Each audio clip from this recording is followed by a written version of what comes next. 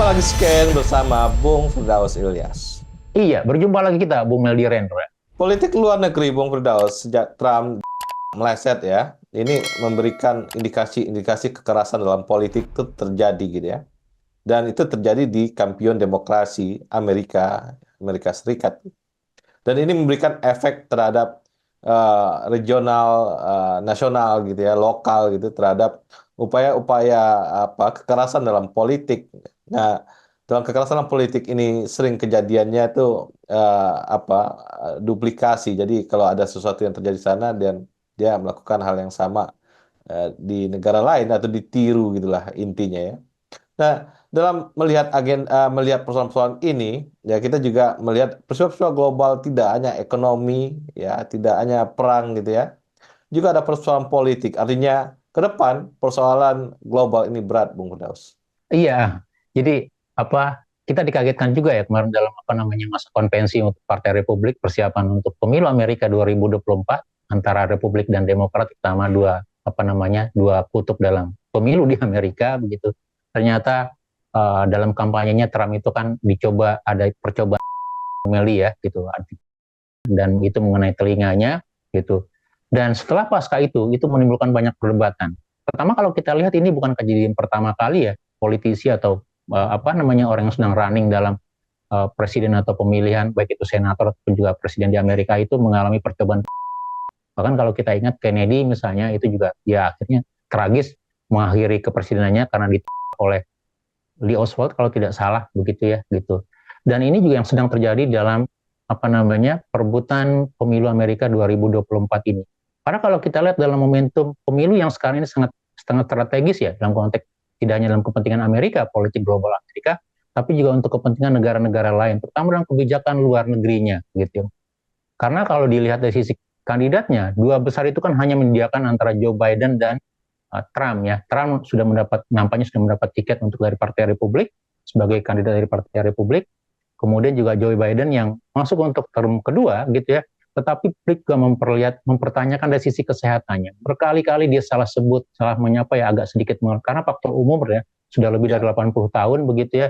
Dan ini juga membuat banyak dari pendukung Demokrat, terutama bangsa-bangsa yang relatif peranakan Asia Afrika itu agak khawatir misalnya. Karena apa? Mereka juga akan menghadapi kalau misalnya Trump yang menang nanti, maka politik luar negeri itu Amerika akan sangat-sangat keras sekali gitu ya. Baik itu imigran, kemudian juga isu-isu agama dan segala macam, termasuk juga negara perbatasan di sana begitu ya.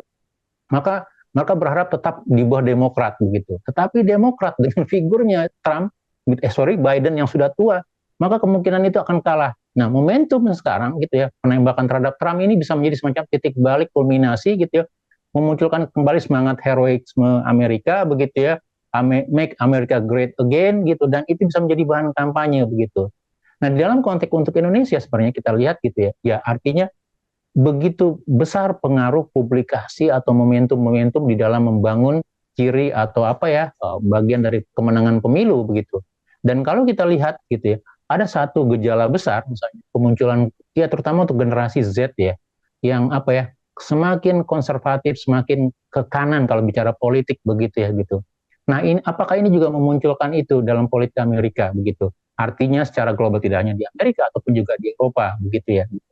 Dan saya melihat gitu ya, dengan kejadian Trump ini ya artinya ini bisa menjadi semacam bahan refleksi, bahan evaluasi dan mempersiapkan kira-kira politik atau arah kebijakan Indonesia seperti apa.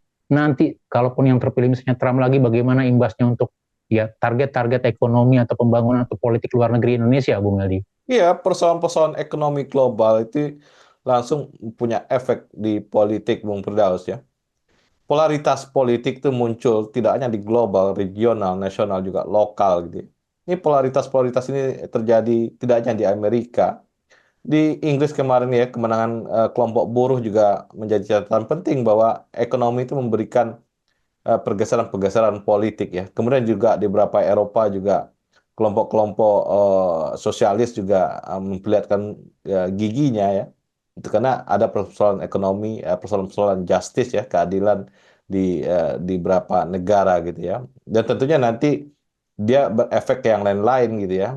Kalau di Indonesia masih urusan urusan figur gitu ya, polaritasnya, dan begitu banyak polaritas politik di dunia ini. Nah, ini simbiosis ini, ekonomi lemah, politik tidak stabil, ini membahayakan ke depan, Bung Firdaus. Iya betul. Jadi kalau kita lihat dampaknya memang walaupun sekali lagi kalau kita bicara apa sih manfaatnya kita melihat geopolitik negara lain atau negara besar ya, negara-negara yang mempengaruhi sisi ekonomi dan politik misalnya. Amerika atau Eropa itu sangat mempengaruhi dalam sisi kestabilan ekonomi, politik dan segala macam. Dan ini juga yang menjadi pertimbangan kalau kita ingat ya dalam beberapa hari terakhir Pak Jokowi selalu mengatakan bahwa kondisi global yang penuh turbulensi, kebijakan luar negeri, perang global tanda kutip ya, Ukraina atau di Palestina dan segala macam di Afrika atau di Timur Tengah misalnya, itu juga berimplikasi kepada pertumbuhan ekonomi Indonesia, nilai tukar rupiah dan segala macam, termasuk juga misalnya dalam sisi praktek perdagangan dan itu berimbas kepada apa namanya pertumbuhan ekonomi begitu. Nah kalau dilihat dari sisi ini, gitu ya, maka memang yang menjadi pertanyaan kita begitu ya, ya kita harus jujur akui bahwa ketergantungan kita gitu dalam penetrasi dalam konteks global itu masih sangat tergantung kepada negara-negara besar gitu. Artinya Indonesia masih sangat tergantung dari kebijakan Amerika. Perang dagang Amerika dengan Cina berimbas kepada Indonesia begitu ya. Begitu juga kebijakan politik luar negeri di Eropa sana begitu. Dan dalam sisi ini kalau kita mau coba tarik garis lurusnya misalnya, artinya kita melihat garis-garis besar yang jadi persoalan di publik adalah persoalan-persoalan besar tentang kesejahteraan dan keadilan begitu ya gitu. Dan sebagai contoh misalnya ketika munculnya ya misalnya kembalinya partai buruh di Amerika di Inggris begitu ya, dan kemudian itu juga berimplikasi kepada kebijakan luar negeri termasuk misalnya kemungkinan untuk mengakui negara Palestina, Bung Meldi begitu ya gitu. Ya. Itu juga memberi semacam stimulus untuk apa namanya geopolitik secara global gitu. Dan kalau kita lihat dari sisi ini maka juga berimplikasi karena sekali lagi misalnya untuk isu-isu kesejahteraan, keadilan, kemudian juga perubahan iklim ya. Karena isu-isu ini juga menjadi salah satu milestone kita di dalam RPJM gitu ya, rencana pembangunan jangka baik itu menengah atau apalagi jangka panjang begitu. Dan ini sangat mempengaruhi kita gitu. Nah, bisakah kita nanti mengantisipasi perkembangan dari geopolitik global ini begitu ya? Artinya bagaimana dalam sisi diplomasi internasional gitu ya. Karena mau tidak mau kita mempersiapkan diri juga. Kira-kira nanti seperti apa? Akan menjadi pemain apa Indonesia dalam konteks diplomasi global misalnya, baik itu regional, Asia, ataupun juga secara global. Dan sekali lagi, ini harus diantisipasi, ini harus dipertimbangkan gitu ya, terutama dalam melihat turbulensi dalam perpindahan atau transisi pemerintahan kita ke depan, Bung Meli. Apakah situasi global itu mendukung transisi dari pemerintahan Jokowi ke Prabowo gitu ya, atau malah tidak? Dan kalau tidak, bagaimana dampak dan implikasinya gitu ya?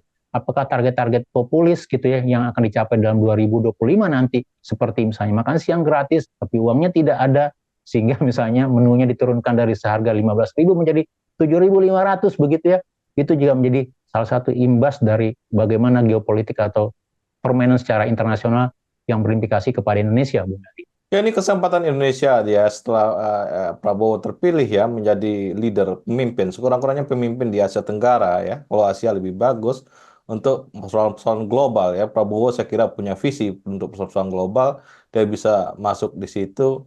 Kemudian juga domestik dia juga bisa beresin ya persoalan domestik ini karena ini domestik juga penting, global juga penting. Yang dulu Pak Jokowi lebih ke selebrasi-selebrasi ya, G20 apa macam-macam ya. Nah, saya kira ini kita lebih substansi agar selebrasi-selebrasi dengan gaya-gaya Pak Jokowi ya, ini berkurang lebih ke substansi persoalan-persoalan global, Bung Firdaus. Iya, betul. Jadi kalau kita lihat bedanya, ya Prabowo lebih punya pemahaman yang lebih luas, termasuk juga keberanian untuk berdiplomasi dan meminta, begitu, melakukan call, begitu ya. Kalau Jokowi hanya datang, kulunuwun, kemudian ikut bergembira, menyampaikan selamat dan seterusnya, tanpa memberikan semacam demand untuk posisinya, gitu. Dan kalau kita lihat ini mudah-mudahan menjadi semacam opportunity kita, begitu ya, kembalikan politik luar negeri kita atau diplomasi kita dalam konteks politik, ekonomi, dan perdagangan dan ketahanan segala macam itu akan semakin lebih solid, begitu ya. Kita tunggu saja bagaimana nanti dengan sisi kelebihan yang dianggap sebagai nilai lebih seorang Prabowo, itu juga bisa memberikan implikasi atau memberikan penguatan kita, baik dalam konteks regional ataupun juga secara global, sehingga Indonesia semakin dipandang, semakin memiliki posisi tawar, dan memberikan dampak kepada ekonomi dan kesejahteraan Indonesia, Bu Meldi. Kita tunggu saja seperti apa nanti, begitu. Terima kasih, Bung Firdaus. Iya, sama-sama Bu Meldi, terima kasih banyak. Salam Indonesia bersih. Salam Indonesia bersih.